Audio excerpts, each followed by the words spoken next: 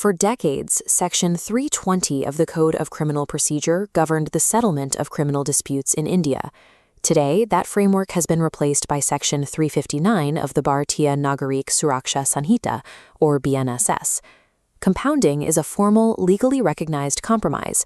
It occurs when a victim and the accused reach an agreement to terminate the criminal proceedings against the offender. This mechanism is built into the code to prioritize restorative justice in personal disputes, reduce judicial backlog, and preserve social harmony among private parties.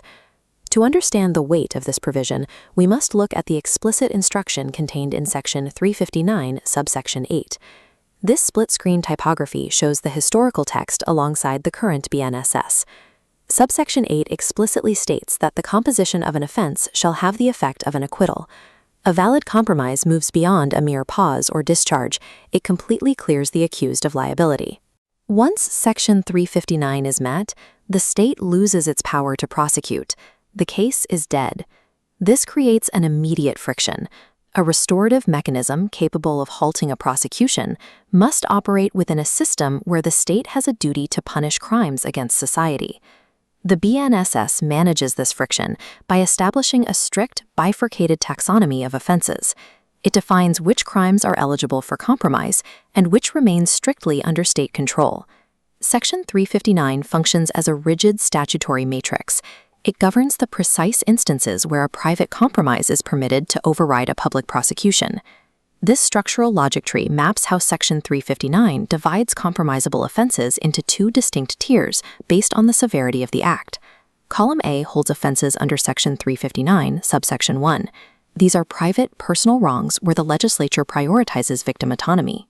This tier includes acts like voluntarily causing hurt under Section 115(2), simple theft under Section 3032, and defamation under Section 356. For offenses in this first column, the aggrieved party holds the right to reach a settlement and terminate the case without judicial intervention. However, the statute strictly regulates who holds this power. Under the competent person rule, only the specifically affected individual, like the property owner or the defamed person, is authorized to compound the offense. The procedural demands increase significantly when we examine the second tier of the statute.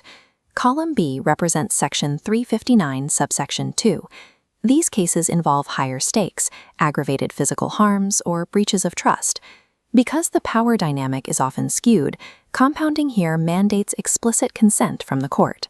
This column captures more serious charges: voluntarily causing grievous hurt under Section 117(2), theft by a clerk or servant under Section 306, and cheating where a fiduciary duty exists under Section 318(3). Aligning these columns reveals the internal logic of the code. The statute demands judicial oversight as the potential for coercion increases. A simple assault requires no permission to settle. However, the moment that assault inflicts grievous hurt, the court must step in to verify the compromise is voluntary. The same logic applies to property. Simple theft relies on the owner's discretion. Theft by a trusted employee involves a broken fiduciary bond, triggering mandatory court review. The requirement for court permission serves as a safeguard. It prevents an offender from using physical dominance or financial leverage to force a settlement on a vulnerable victim. Noticeably absent from both of these lists are serious crimes affecting the broader public.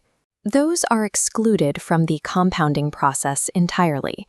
The threshold for judicial intervention is calibrated to the level of societal threat versus the degree of personal harm. This branching flowchart maps the procedural caveats of Section 359. The code anticipates edge cases where the primary victim is unavailable or the trial has advanced beyond the initial stages. Section 359, subsection 3, deals with secondary parties and extended liability. When a primary offense is compoundable, the legal extensions of that crime, such as abetment or attempt, share the same compoundability status. The code also provides mechanisms for proxy compounding when the direct victim cannot legally consent. This applies under subsection 4 if the aggrieved party is a minor, a person of unsound mind, or has passed away. In these specific instances, a legal representative or competent guardian may compound the offense, but only after securing permission from the court. The timing of the settlement also dictates the level of judicial control. Under subsections 5 and 6, once a case is committed for trial, or if a conviction has occurred and an appeal is pending, the window for private settlement closes. At this stage, only the presiding court or high court can grant leave to compound. Beyond procedural timing, the BNSS installs a restriction based on the defendant's criminal history. Subsection 7 serves as a definitive firewall against systemic abuse. If an accused is liable to enhanced punishment due to a previous conviction, they are barred from utilizing the compounding process entirely. The Code permits restorative outcomes for isolated disputes, but it employs these procedural boundaries to block repeat offenders and protect incapacitated victims from exploitation. The ultimate limitation of this framework is stated in Section 359, subsection 9, the Exclusiveness Clause. This provision mandates that no offense shall be compounded except as expressly provided in the previous tables.